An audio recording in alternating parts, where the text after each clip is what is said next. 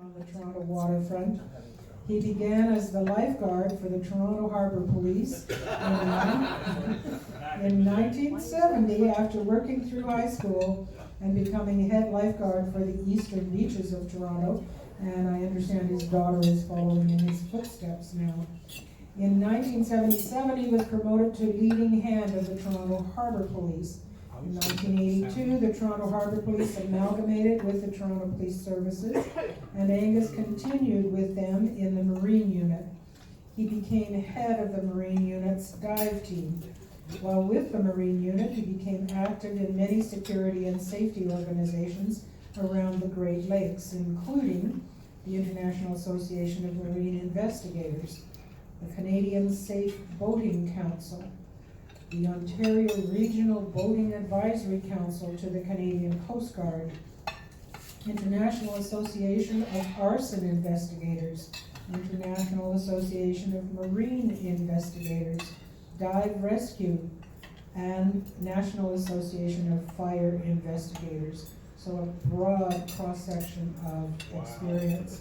In 2003, Angus retired from the Toronto Police Services and took position of Chief of Security for the Toronto Port Authority. And in 2004, he became Harbourmaster for the now called Port of Toronto. He was responsible for all security at the Billy Bishop Toronto City Airport, the marina, and the port itself. He also oversaw traffic control for the Toronto Harbour area and was responsible for environmental concerns in the vicinity. Angus is now Harbourmaster Emeritus of the Toronto Port Authority. He continues to keep his finger on the pulse of the occurrences and plans for the Toronto waterfront. Please give Angus Armstrong a warm welcome.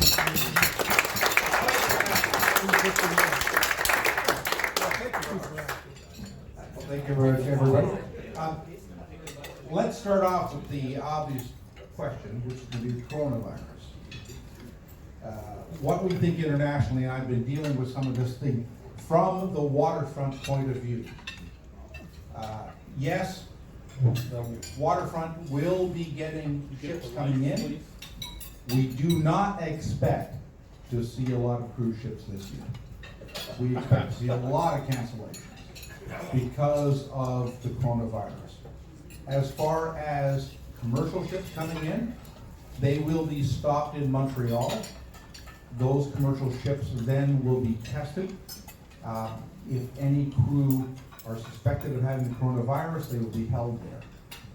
More than likely, as this coronavirus goes on, we will see as commercial ships come through the Great Lakes, the crews will stay on board. They will not interact with the workers on shore, or they will not be allowed on shore until we have this coronavirus completely under control. This is a very serious situation. Don't misunderstand it, that you can have a tremendous amount of interaction with people. We've seen in Italy now where there's a complete shutdown. Everyone has to take it seriously. I'm going to repeat what the government says: keep your hands clean, do not shake hands. If you do feel ill at all, go to a medical practitioner right away. Coronavirus is not a joke. It is a serious problem. Now, as far as non-commercial voting goes, what we anticipate to see is America will not accept sailboats coming across for phone-in confirmations on immigration. They will probably demand that you report and report with a series of questions to places, in individual places. We don't know what those are yet. More than likely, it's going to be a much tighter regime to go to the United States by small craft from Lake Ontario over to the American side. Again, we will have to see what's going on. It is an extremely serious issue at this point here. Who does it affect? It affects people, seniors, people with ongoing medical issues. It does not affect the youth. which is a good point that goes through. But everyone else it has a serious effect upon. It is a virus is like the flu, but has a much heavier impact on respiratory conditions. If you have a respiratory condition, that's going to be it. But the standard from the government, and the standard we've heard from the federal government right now is wash your hands often, avoid contact, avoid large crowds, and let's see what happens as far as this. Let's just talk a little about, again, what's going to happen in the future of voting in the Toronto area. We've talked a bit about the coronavirus, now we're going to talk about the voting. The Toronto area is going to really, really change in the next 10 years. The big issue is going to be, we have looked now at, in the last 10 years, 490,000 people live below Front Street that didn't live there 10 years ago. That's a city. They moved right down there to Liberty Village, the Distillery District, all of these condominiums across it, they've moved down and they're living in the area. The question really is what facilities are the city and the waterfront giving them? Initially, I was not, as a harbor master, getting much response from the city as people want to use the water. The city said, no, just people want to look at the water. They don't want to use the water. We don't want sailboats on the water. We just want people to look out to see the view. The city has now changed its mind. It realizes how much of responses come from people. But the way people are using the water is changing radically. And one of the ways that they're really changing is small boats. And that's stand-up paddleboards and kayaks and canoes and any form of small sailcraft. We aren't seeing the big boats come in, we are seeing the small boats come in. So the big question is going to be, how does this waterfront, as it goes on for the next 15 or 20 years, answer a question about giving the city access to the waterfront? What we're saying is that we want to see more people down there and not have to bring their vessels down. And these again are kayaks, canoes, stand-up paddleboards, wakeboards, etc. We want to see them have a facility down at the waterfront where they can launch them. Because truthfully, if you ask people to bring them down by their cars, there's no place to park. Or you have to spend $30 or $40 or $50 to park your car to unload your kayak from your reef. So we want storage areas in the area with a series of pods along the waterfront. And the city is responding to those pods. And that is going to be the challenge for us going forward. Because the big challenge is, this is a great lake. This isn't Lake Simcoe. This is not Lake Joseph. It's a great lake. When you start to bring people in here that are going to use it, we want to make sure they're going to be safe. So we want to make sure they're educated enough to understand they can't take these vessels out into the open water. This is just for the inner harbor. You can't, a paddleboard is fine if you stay within about 300 feet of the shoreline. But you certainly can't take it out of the middle of the lake. And we found that, by the way. Toronto Police Marine Unit found people were paddleboarding out or kayaking 15, 16 miles out of the lake. In fact, Great Lake is a small ocean. If anyone here that knows. And if you get into the point where you take that vessel that far out, you can get into serious trouble very quickly. So it's an education for us process to find out what's going on. As far as the development of the waterfront, they are going to, of course, this is an old shot of the Portland, and you can see here, the Don River comes down here, bends and cuts across, and that's the way it's dumped out since about the 1920s. And why did that happen? What they did is this whole area used to be a swamp. It's called the Portlands now. It used to be called Ashbridges Bay. And that whole area took all the effluent from the city and poured it down into one single point. We ended up with an enormous health problem because, of course, all the effluent ended up in that area. They decided that they were going to cut it off and send it down and out through a canal on the side, and therefore they would fill all this area in. Well, when they filled it in, they decided, well, we'll bring industry in. So what they brought in was the oil companies, and they brought the coal companies in. All of this area was full of coal piles, oil distributors, etc., who didn't do a very good job as far as environmental. Now, as we change, what we're going to find out is that we are going to have to clean up all that land when we do our new distribution. Now, what it's going to be is, to stop flooding into Portland, we are going to send the rivers, instead of the Don making a hard turn, it's going to flow down in two streams and come out to this area here. And this will make what they call Villiers Island.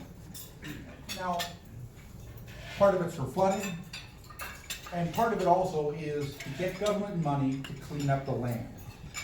Because originally, in about 2005, the government came to developers and said, if you clean up the land, we'll give you this land for free.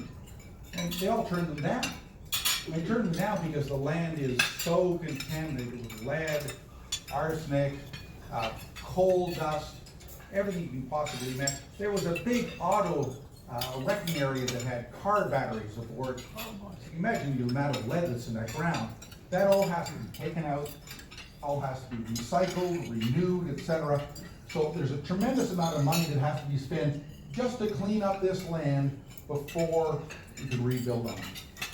And one of the reasons you do it is you're going to say that it's flood protection, and that's fine. You pull the land out, you clean it, you put it back in.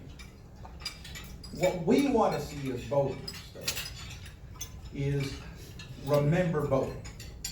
And it's not as much remember voting as marinas, which we seem to have enough of right now. It's going to be these new small craft I talked about.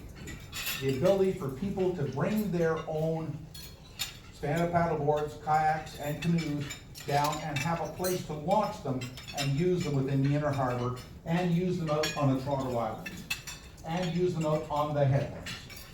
Those are the areas that are going to be most important for us to use in the future. The biggest problem we have is how to educate that part of our population. These aren't natural boaters. They can go to Canadian Tire and buy a kayak for $245, get a life jacket, but they don't get any education. They don't understand, as they would from a yacht club or anything, how to operate these vessels, how dangerous it is out on the lake. They just get them, put them in the water, and start paddling. Which is great, but we want to make sure they have some education. What we're planning on doing as these nodes, which we're calling, where you can launch them, will have lots of printed information. They will have auxiliary Coast Guard officers there explaining the dangers of going out and boating, making sure you're wearing your life jacket, making sure you're doing all the right things at the right time, getting out on the water, and being responsible. This is going to be the future of boating in Toronto. And this is going to be the future of urban boating. We're already seeing it in Vancouver. We have 3,000-4,000 people that are kayaking in Vancouver. They're kayaking from Vancouver to Vancouver Island. We need to be able to go out there and inform these people about safety and the risks of boating, but also to enjoy the waterway. Yeah. Angus, from what I understand, you're saying you're wanting to create a culture of safety surrounding the waterfront. Is that? And that's coming from the Canadian State Boating Council mostly. Right. And the Canadian Coast Guard, of course. Is there any contemplation of engaging yacht clubs in providing some of this instruction or some framework? Certainly, I think certainly the Canadian Boating Council is looking at the yacht clubs to step forward and be able to understand. This is not been traditionally what yacht clubs do. Yacht clubs usually are Olympic sailing clubs, larger vessels. The problem with this is it's individuals that don't necessarily have to interact with anybody else to launch their boat, right? They can just buy the Canadian Tire, buy the life jacket, nobody asks them questions, they launch it off the beach. But they have really no understanding of the complexity of boating in a big lake like Lake Ontario. Certainly, the Canadian Coast Guard and Indian State Boating Council wants to interact with yacht clubs as far as dealing with these, but it's really gonna be a question, how do you do it, right? Do we do it the internet? We're getting forward with younger people. And this is much more, in a study we did, younger people do not join clubs. They're not, what they do is they buy a condo, again, below Front Street, they put their kayak on their porch, and they walk it down and throw it in the water. Or we have spaces down them for them to put it in the water. We have to change the way we communicate with voters at this level. We have to find out that sort of way. That's an ongoing situation where the truth is, you know, my internet abilities are limited. I can barely do my phone bill. So we have to be able to make sure that we can start to communicate with people about what's going on. There's always, everyone here has sailed or powerboated Lake Ontario. Lake Ontario is tremendously misunderstood as far as a lake. And that's why we've seen fatalities. Lake Ontario is not a small lake, it's an inland sea. I've been out there in 16-foot waves, it's broken up ships. Superior took down the Edmund Fitzgerald. I mean, we're talking about, these are big bodies of water. But once you put the word lake to something, people believe it's Simcoe or Lake Joseph. So they can go out in a kayak. You can't go in a kayak. Yeah. I have to add, it can change in a flash. In a flash. In a flash.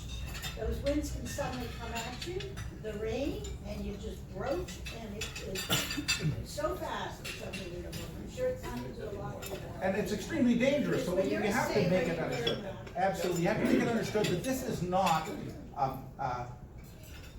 so this is an educational process that we're gonna go through for the next couple of years. Is trying to bring people into the fact that, yes, we want you to use kayaks. Okay, I'm in the beaches area, and I go on the boardwalk. I've got, my daughter surprised me with a border collie. We have a place in the Pocono Mountains. They came back and they found on the Mennonite farm a border collie and brought it back, and they said, oh, this is wonderful, we'll walk him every day. Now, border collies only need about 12 hours of walking a day. I'm doing the full 12 hours. Where do you get the sheep? Well, they start to chase those poodles around like they're sheep. Well, these dogs, I'm down at the border all the time. And what do I see? I see at 7 o'clock in the morning, people out there in paddle boards doing paddle yoga in the spring. They're out doing hang gliding, or they're out doing windsurfing, kayaking. It's becoming predominantly these small vessel industries. Everyone's starting to do it. It's not expensive, but it's something we have to explain to people that, yes, being close to shore is fine. You have to have the right equipment, which is wetsuit, dry suit, life jacket, stay close in shore. But more and more we're seeing people that don't have the understanding. To give you an idea, maybe 20 years ago, do you remember the Star Great Lakes salmon hunt? Mm-hmm. They had a $10,000 salmon out there, right? And so these guys are out there hunting for salmon, and I was a police officer at the time on a vessel.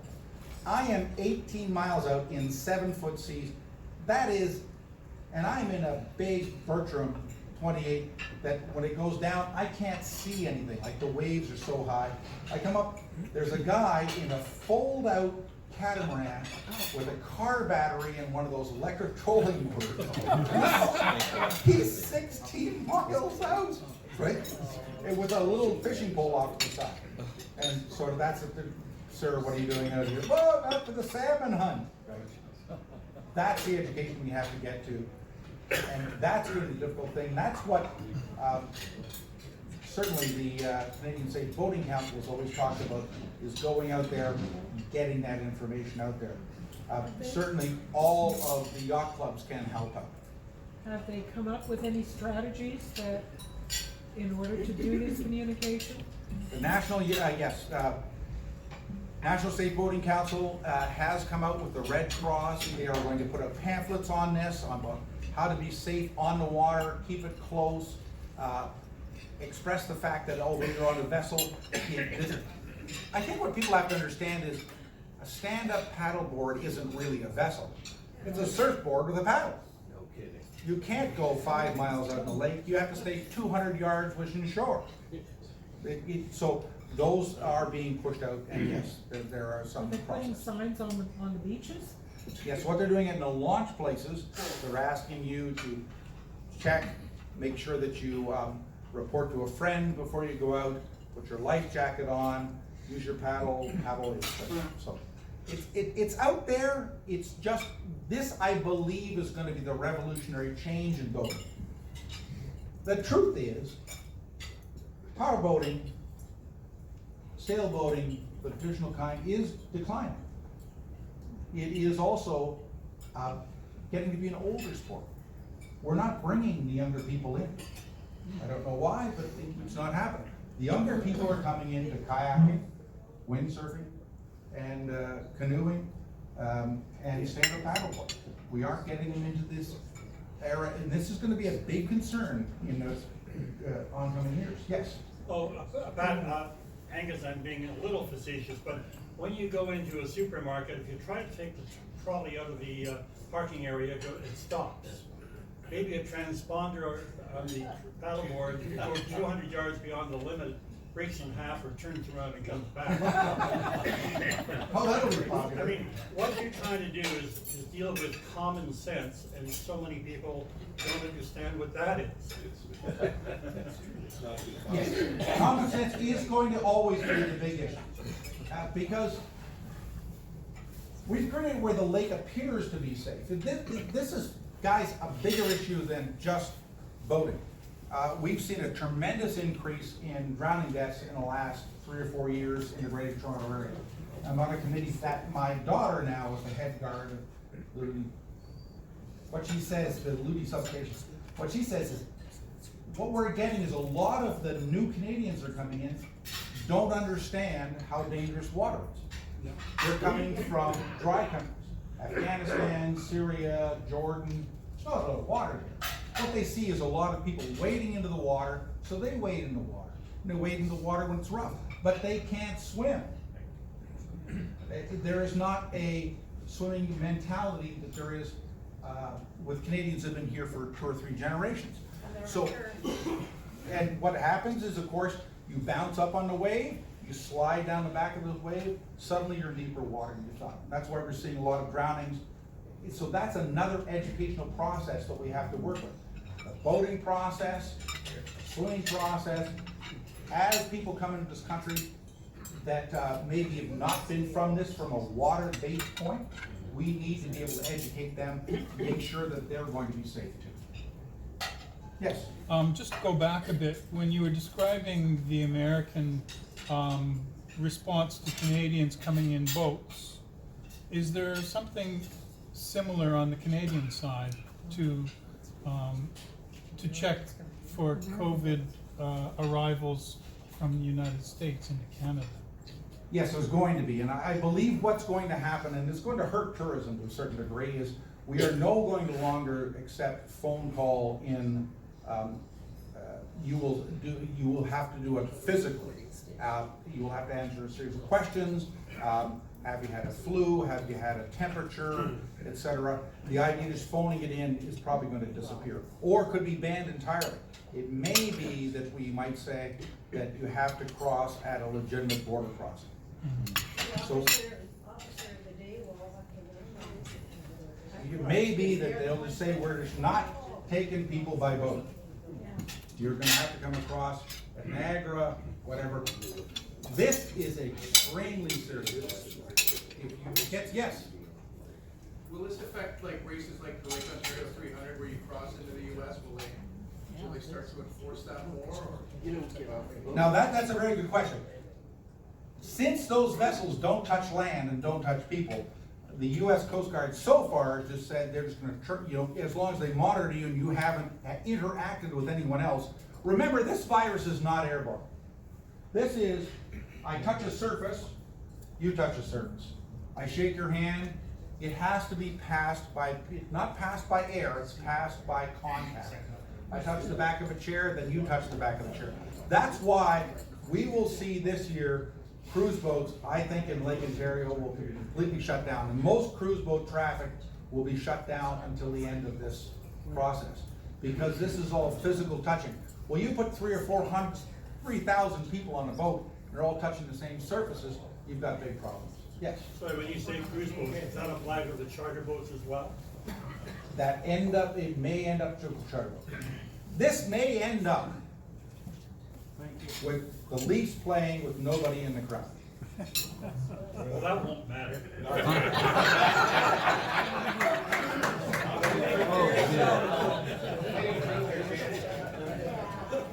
It is this is extremely serious. The reason is you expand it to talk to the government. The other problem is if you expand the amount of exposure and hundreds of thousands of people are exposed, the virus may change. The virus then may become more, what we call reactive, and may become stronger. So it is a very serious, this is a virus that human beings have never experienced before. Like the Spanish flu in 1918, killed millions of people. Now, remember in 1918, we didn't have the medical technology. There was a lot of people that were very superstitious. A lot of people died of the fact that they just weren't getting enough water. So we don't expect it to be like that. But certainly this is extremely serious, and yes, we are probably going to see a situation where we are not going to see large crowds or movements. As far as What about the ferry boats? Going to the island, those the ferry boats. yes. Is there gonna be a problem with that? Yeah, but he was, Well, that really comes to the question. which is okay. Yes, in Italy right now, they've shut the entire country down. They don't want people, they want people to stay in their homes and stop areas that have a mass amount of people that end up touching materials. That's what they want to avoid. And that's what, if the worst case scenario comes in, that's what we're looking at. My name is Paul Henderson, I know you, Paul. and I'm very upset about your lack of understanding about yacht clubs. I say I was born on 21 3rd Street, Wards Island, which is a lie. I was conceived on 21 3rd Street. Get in the mic, please. The Royal Canadian Yacht Club. Louder, Paul. The Royal Canadian Yacht Club suffers by its name, and therefore people who don't know it tend to lash out at it. Royal Canadian Yacht Club funded and got the Outer Harbour Sailing Federation, which is all the people, The water rats? and the land. A member of the Royal Canadian Yacht Club was instrumental in getting windsurfing into the Olympics. The Royal Canadian Yacht Club did that. The Royal Canadian Yacht Club funds and gave boats to the disabled sailing. And I think to attack the yacht clubs the way you have I is not certainly- acceptable. I am not I'm attacking- sorry, but that's how I understood what you said. I'm not. But Paul, I'm not attacking the yacht club. Look, I am not attacking the yacht club. The yacht clubs have done a wonderful job in all of their process, the Olympics, as you said, and everything else. What I'm saying is people are not involved in the yacht clubs that are buying a kayak. They just buy the kayak at Canadian Tire There's and no take it in. reason to say the yacht clubs aren't doing or haven't. Oh, no, they've done the best they can, but it's not like they're involved, it's not, what I mean to say is they can't really, you can't expect the yacht clubs to educate everybody. And so if a guy is going out there and buying a kayak or buying a stand-up paddleboard, we don't expect the yacht clubs to educate them. That's not your responsibility. You're dealing with it you have. But I didn't mean to say, if I did, well, I apologize. I'm sorry, did anybody else take that I was? Angus, you're talking about public-private split, and you're taking it all on the public sector and ignoring the private sector. That's the way I took it. Okay. And you're diminishing the private. Well, then, okay, then I apologize. There is a process for the private sector without question. That was the purpose of my question, saying is there an opportunity for a public-private partnership to train the public as to a culture of safety when using the water? Well, certainly, there always is, and through, That's say, not voting what council. With respect, that's not what came across. from Well, your I comment. apologize then. And I don't mean to sort of diminish the point of yacht clubs and their historic, constant, how should I say, promotion of safety. They've done a fabulous job. What I was only saying is that we are seeing people that are outside that realm, that just buying their kayaks from Canadian Tire. Now, if you guys have any programs you can bring in, that's gonna be wonderful. But I did not mean to diminish the yacht clubs, which have been the actual, how should I say, rock or stone wall of safety for Canadian boating. Thank you. I've been a member of the Power Squadron for longer than I can remember, and involved in their training. And I know that their boating course would help a lot of the people that you're concerned about. I'm also was a member of the Moordale Sailing Club, and to be able to run their crash boat, I had to get a harbor license. Now, is there any possibility that the Harbor PortsToronto will require something like the harbor motor boating license for sailing or paddling in the harbor? Well, that's gonna be one of the big questions we're gonna come up with. And that's what the Canadian Boat Council was talking about. Are we going to, right now, it's like riding a bicycle. You don't need to particularly wear a helmet when you ride a bicycle. You don't have to have a license when you ride a bicycle. And the same thing with kayaks, canoes, or paddleboards. And I don't think we're gonna see a change from that, but it all counts what pressure comes in. Yes? Angus, you mentioned that young people are not joining clubs. They're not joining the yacht clubs, the numbers that they used to in previous years. Thank you. You mentioned that younger people are not joining yacht clubs, particularly millennials. They're not joining, they're doing things where they can, where it's inexpensive and they can do it on their own, and they're not necessarily going to look for instruction outside of YouTube. And I am not kidding, I am not kidding.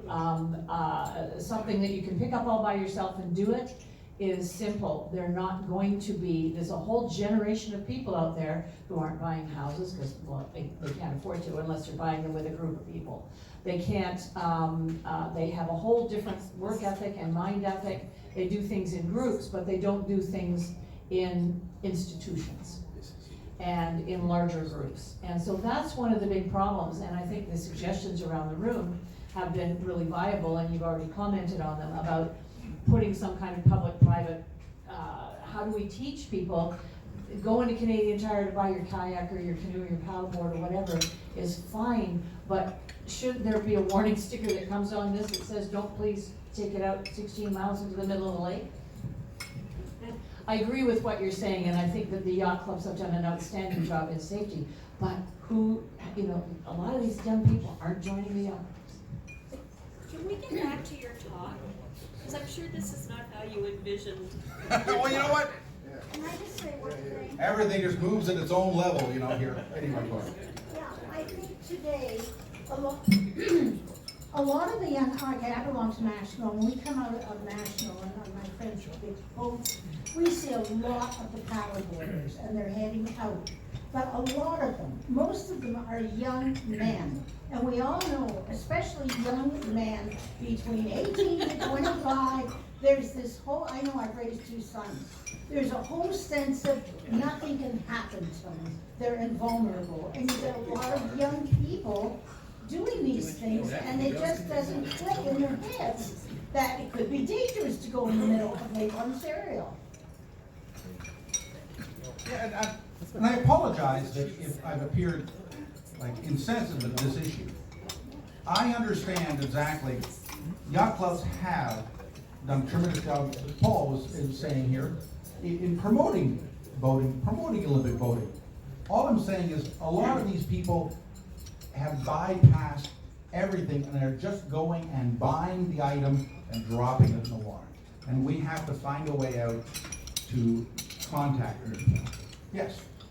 I'm suspicious that all that could be said about this subject of paddleboarders is now being said. Do you have any comments on what's going to happen with the Don River and the redirection of it in the future of the Portland? Okay, so the Don River and the redirection of the Portlands, I think is a great idea. What it's got is, it's going to make Villiers Island, which will turn, and mostly what this redirection will do is allow the land to be used for redevelopment. How it's used, I don't know. We have to look, if we believe in climate change, on the fact that the Don River Valley and the Humber Valley will suffer from more 100-year floods.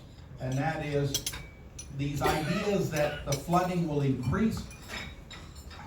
Climate change isn't necessarily, explained to me by Environment Canada was, we're going to see more extremes. Right? It rains more, it rains less. Doesn't rain in BC at all, it rains a lot in BC. So what you'll get is these extremes that swing back and forth. It's a lack of moderation. And so what we'll see in the Humber River Valley and the Don River Valley is a lack of moderation over the years, and so you can have very big floods, the 100-year flood. In the plan is a floodplain that goes into the ship channel that should moderate that. And allow them to develop that whole land base. And it's a very good thing. So I have no real problem with the idea of development of that land. The only thing that we were looking for when we're asking is to make sure that boating is part of it. And this is always part of our idea of, don't just stand on the edge and look out at the water. Let's make the water accessible. It shouldn't be a 10-foot drop. We should have an ability to get small boats down there, get sailboats down there, get windsurfers down there, be able to do everything we can to allow people to enjoy the water. When you get people to support the water, it's because they're using the water, not looking at it. They're using it. And that's getting people out on the water, getting people out on the boats, in whatever boat we possibly can, and supporting all those boats that can be done. So if you look at this, we have an exceptionally good opportunity here, especially for, as we talked about, small vessels.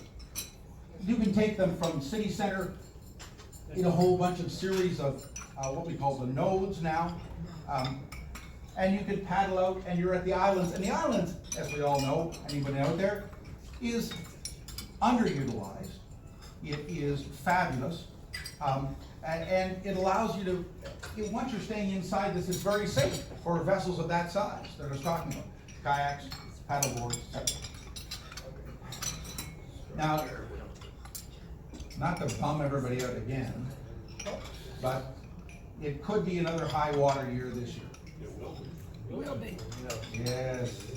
And what's really happening down into it, as every time the island gets saturated, it sinks a little bit. It basically is sand. It is drifting sand from the Scarborough Bluffs, as you know.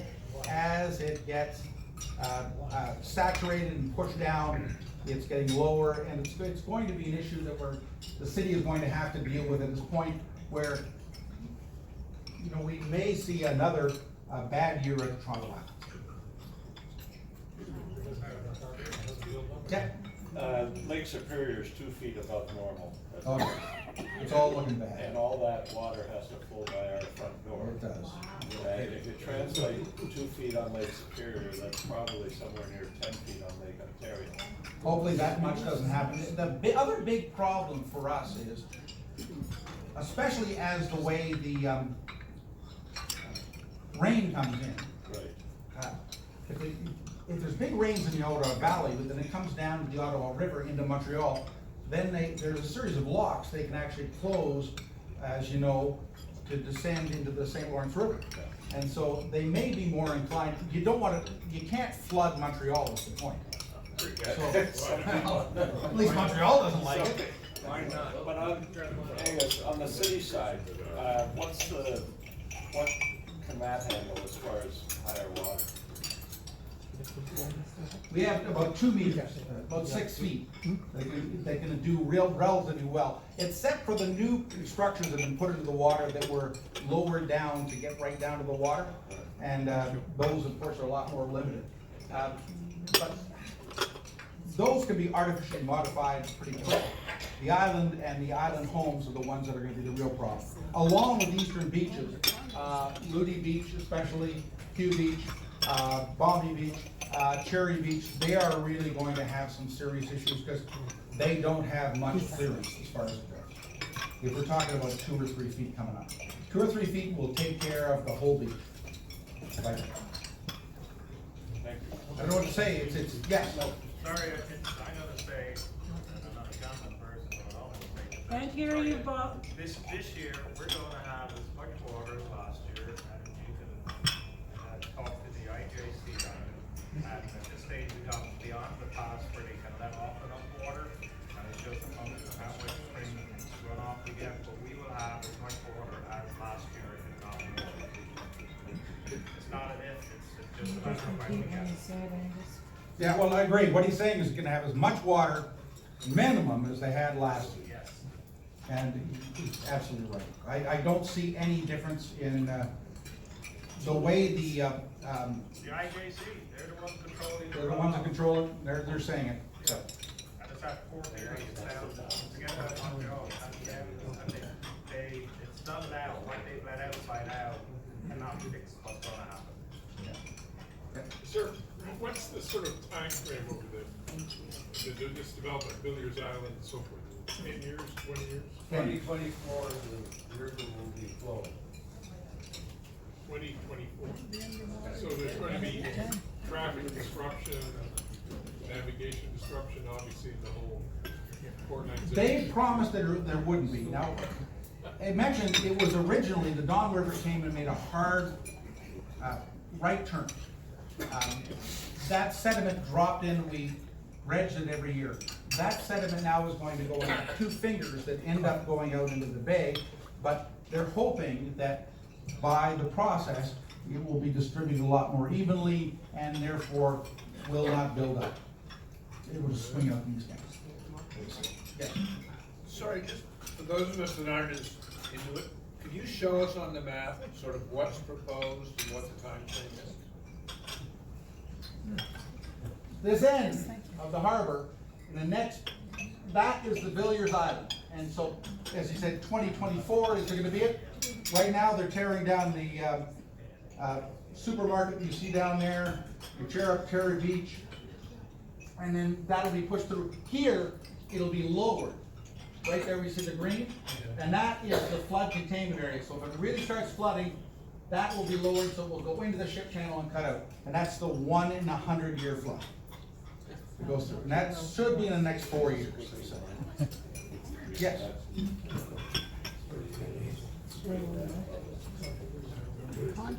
Hi folks, I'm from the Toronto Windsurfing Club in the Outer Harbour, and we've had real problems in getting parking for our people.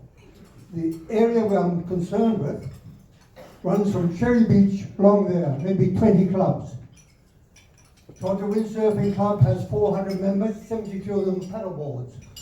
We could double that amount if the city would give us parking, but it wouldn't. So on one side we say policy is to have more participation. On the other side is we're in the thing, we cannot get the parking we need to deal with the facilities we've got. We have a junior club plan. We put through over 100 beginners every year in windsurfing. We also have in our club now 400 members, 72 are paddleboarders. This has always been the problem. When I dealt with the city, they would say, we're all for boating. And then they'd say, but we don't want any masts in front of the condominiums, or boats in front of the condominiums. Then they'd say, well, we're all for these nodes, we talked about nodes, And I said, well, you're gonna have to have parking for the nose, because how are people gonna bring their kayaks, canoes, and paddleboards down? They can't bring them down in a streetcar, right? Oh, well, we can't have any parking. So the problem for them is figuring out how to facilitate these boaters without a lot of parking, right? And that is a big issue. Mostly it's storage, as you say. We have a real storage. problem, yes. You gotta have storage. Down in the waterfront, you're gonna have storage. So people will put them into some sort of storage facility and not have to bring them down by car, because you just can't have a big turning circle of people dropping off the wakeboards and trying to find parking. It's just not gonna happen. They don't have an objection to boating down in the waterfront as we're talking about per se, except the two, and I don't know what this, it's a schizophrenic sort of idea. They want to have people walking along the waterfront, looking out on the water, and they want to have people out in boats, but they don't want to provide the facilities for the people who launch the boats because it interferes with the people that are walking.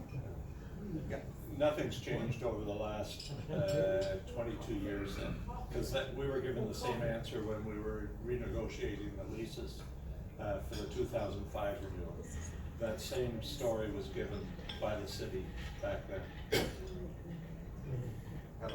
I want to compliment the Port Authority. I'm handing the mic over to him. What people don't realize is the reason the water rat was started, which started all the outer harbor sailing, was due to Jack Jones, the chief engineer of the Port Authority, who asked us from the Royal Canadian Yacht Club to go out and take that little spit, the funny thing you see there. And that little spit was his test spit to see if the whole outer spit would stand up. It was Jack Jones, the chief engineer of the Port Authority, on behalf of the federal government, who asked us to go there in 1960. That's a compliment to the Port Authority. Okay, I'm retired now. But he's right, and that was one of the few times that they really pushed for boating on the waterfront. Guys, I don't know what to say. I mean, it's always going to be a battle, but there is an opportunity here. And the opportunity is these small vessels that are coming out, people want them. We've got, again, below Front Street, 490,000 people live there that didn't live there 10 years ago. And they want access to the water. And how are they gonna get it? They want to get it in small craft. If you look at their porches, they have those kayaks and canoes on their porches, and they want it, and that's what we have to give to them. Yes? Are there statistics for the next 10 years in terms of density? Can't hear. Are there statistics for the next 10 years as to what the density is going to look like? No. It's doubtful, probably double is probably it's going to be. So you think density will double? Yes. It'll be 1 million people below Front Street in the next 10 years. Every single space will be taken up by a condo.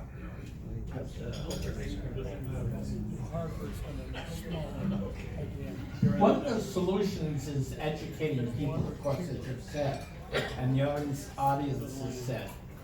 Judith's comment is the youth being educated over the internet. Thank you.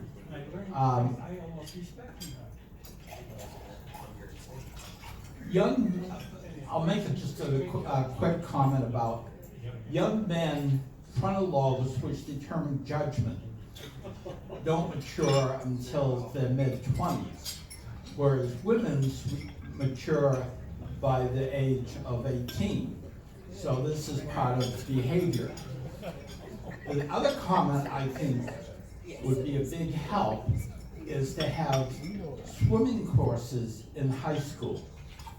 I grew up in New England where Boy Scouts and high schools all promoted swimming lessons with the American Red Cross. I don't see the same effort in Canada about swimming lessons in the youth. This could be promoted in the educational system in high schools. It used to be at McGill a political struggle of whether or not you needed to know how to swim length of the swimming pool to get a McGill bachelor's degree. So I suggest that the Harbor Authority for educating people would be, one, promote swimming classes in the high schools. Second, that the small boats, kayaks, etc., should have a notice on them saying, take swimming lessons and beware of water safety. So that's 2 concrete steps in education. Thank you. Margaret, you had a question?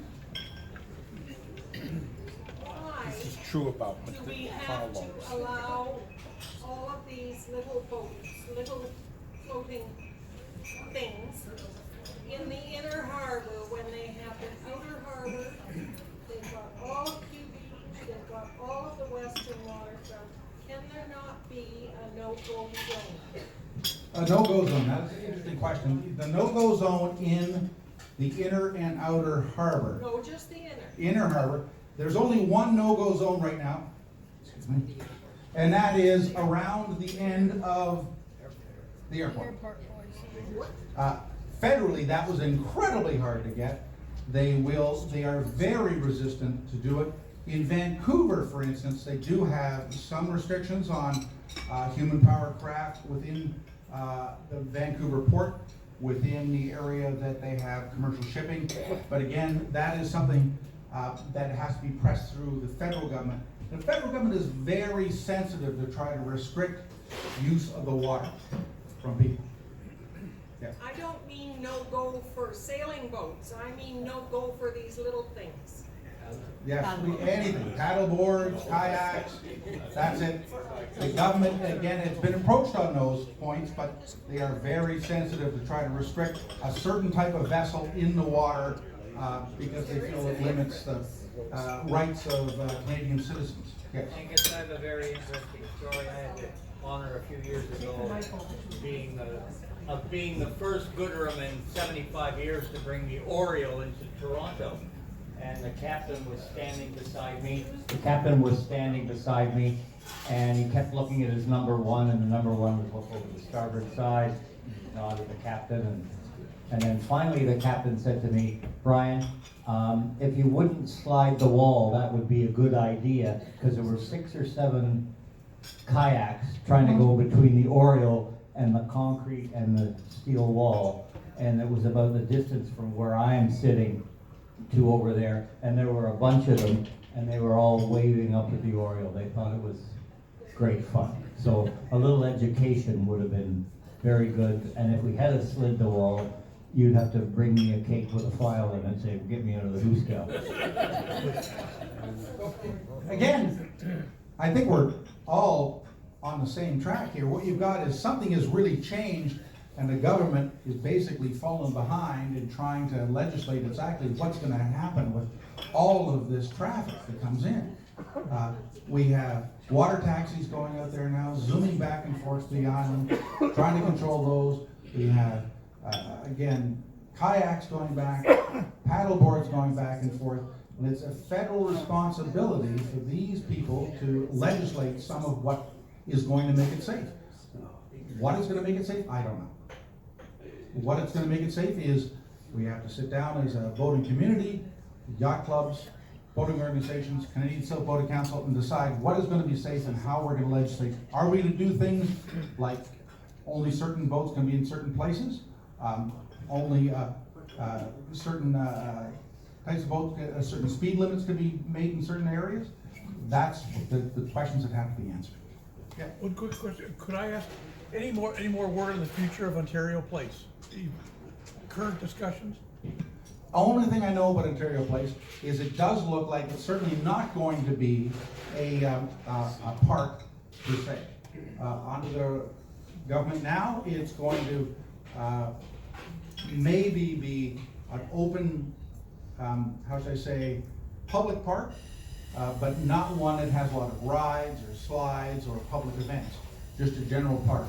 And there may be even a chance of it being with some development in it. That's the last I heard. Housing? Housing was the last. Oh.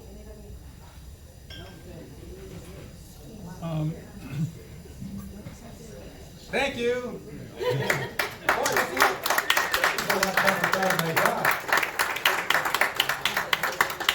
Are there any more questions or comments?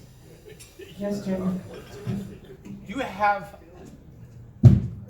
an opinion of why the sailing community has declined so much? Okay, an opinion of why the sailing community has declined so much.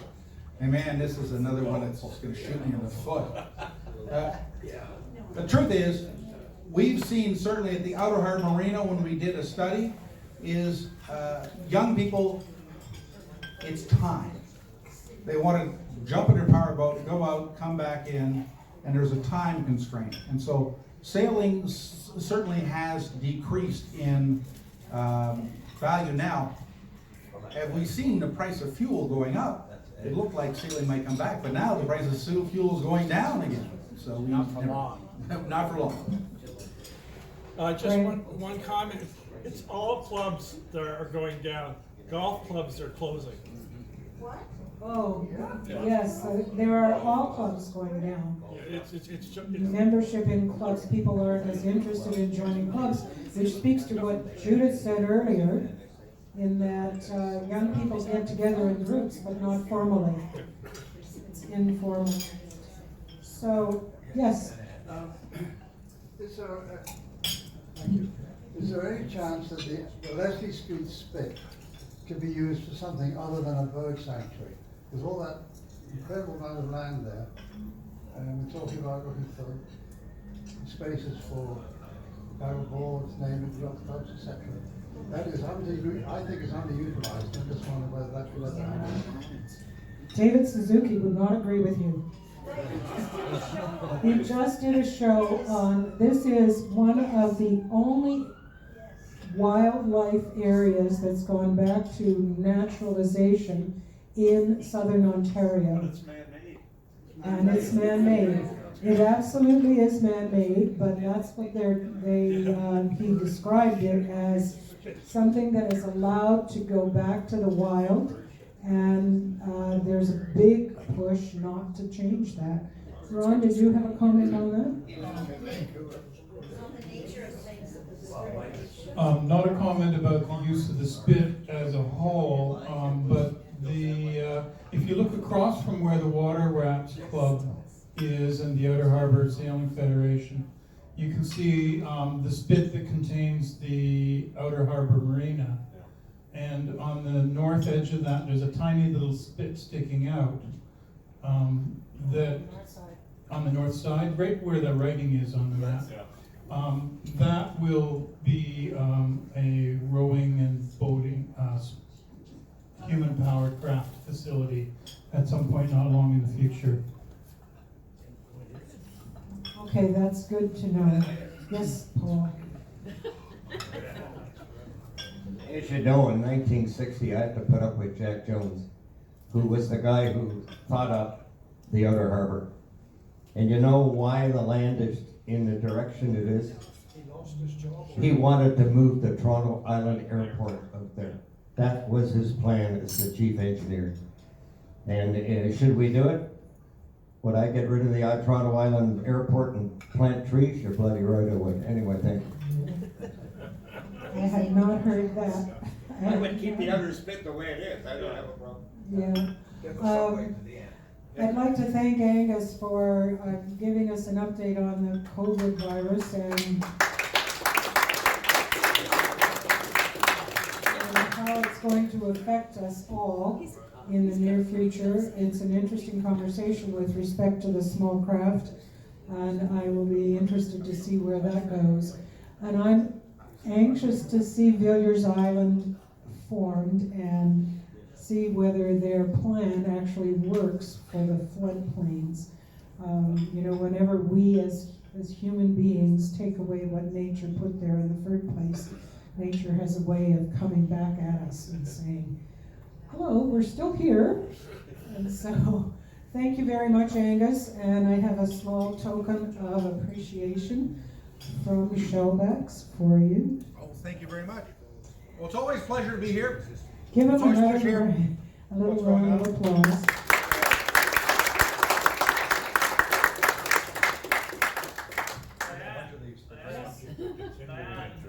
Yes? Oh, John, sorry. The World Health Organization just an hour or so ago just called it a pandemic. It's now officially a pandemic. The World Health Organization, WHO, called it a pandemic. Nobody shake hands. No, elbows it is. Although there's this little foot dance that the Chinese are doing, but somebody pointed out to me when you do this little foot dance, you have to lean forward so you're coming into your partner foot dancer. So the elbows seem to be the way to go.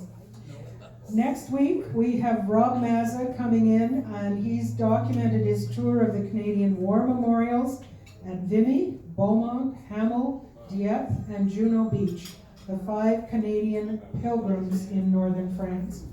And following that, we have Jerry Staples returning to take us back to the mountains with her story of trekking Machu Picchu. So with that, pipes out.